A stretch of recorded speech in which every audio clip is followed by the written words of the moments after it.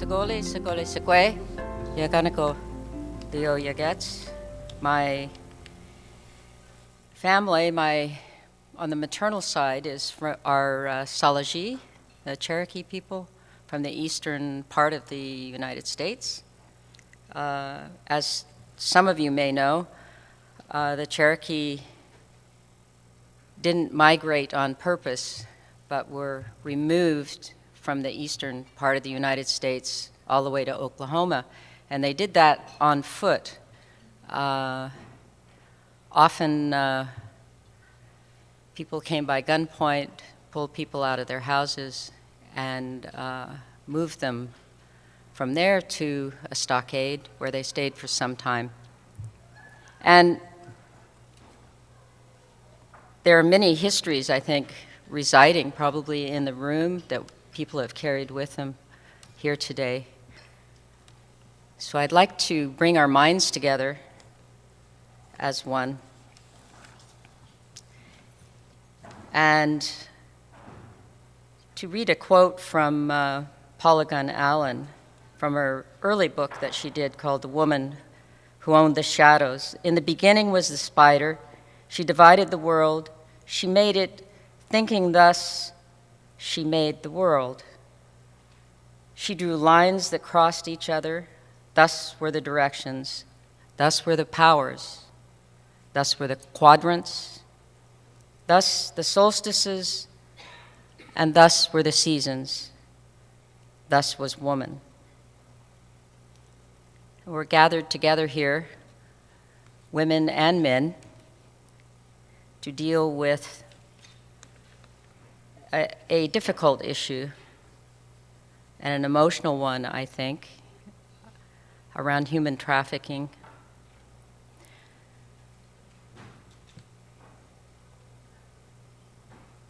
I'd like to acknowledge the people from this area.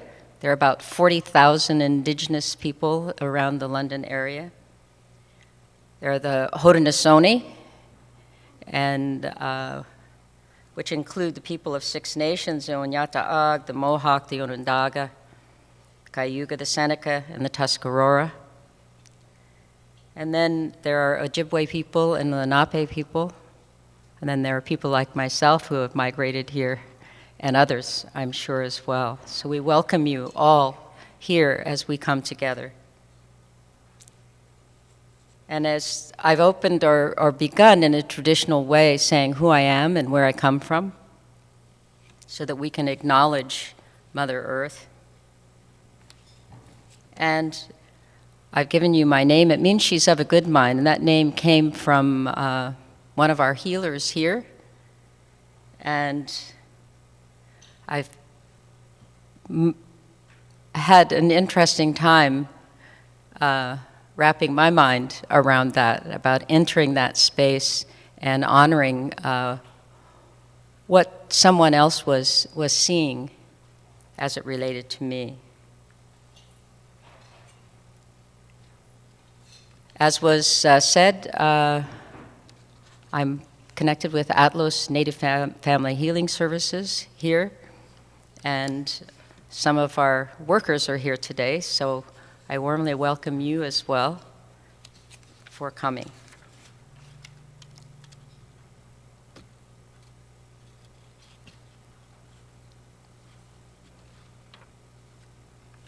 So I'd like to acknowledge now the cycles of life that continue and the cycles of Mother Earth, and that we've been given a duty to live in harmony and balance with each other and with all living things. And so now we bring our minds together as we give greetings and thanks to each other as people. We are all thankful for Mother Earth, for she gives us all that we need for life, and she supports our feet as we walk upon her. It gives us joy that she continues to care for us, and that's been so since the beginning of time. And to our Mother, we send greetings and thanks, and we give thanks to all the waters of the world for quenching our thirst and providing us with strength. Water is life, and we know its power in many forms. waterfalls and rain and mists and streams, rivers and oceans. And with one mind, we send our greetings and thanks to the Spirit of water. And we turn our minds now to the fish who live in the water. They were instructed to cleanse and to purify the water, and they also give themselves to us as food. And we are grateful that we can still find pure water.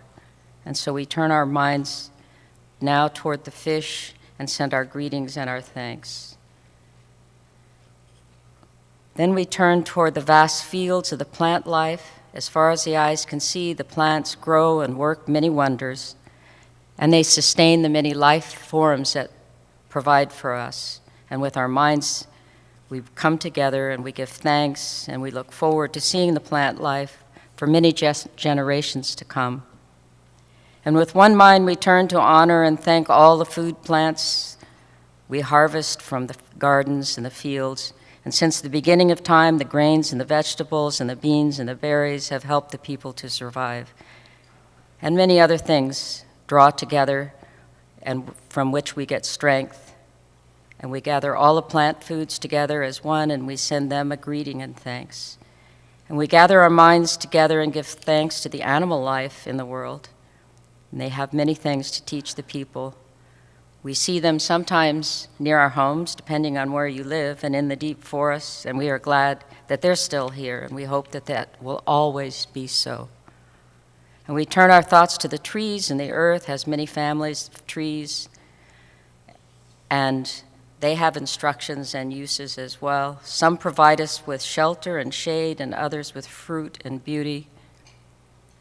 And many people of the world use a tree as a symbol of peace and strength, and with one mind, we greet and thank the tree life. We put our minds together as one and think of the birds who come and fly above us, and the Creator gave them beautiful songs. And we thank the four winds and the thunders and the sun and the moon and the stars and the enlightened teachers. And we thank the Creator for all of these gifts. I'd like to have you join me in a song. I said I was of a Salaji background, and Robbie Robertson comes from this area. He made that song famous with one of the women singers. So I thought we could do that. And then we'll do the Strong Women's song. It's a good combination.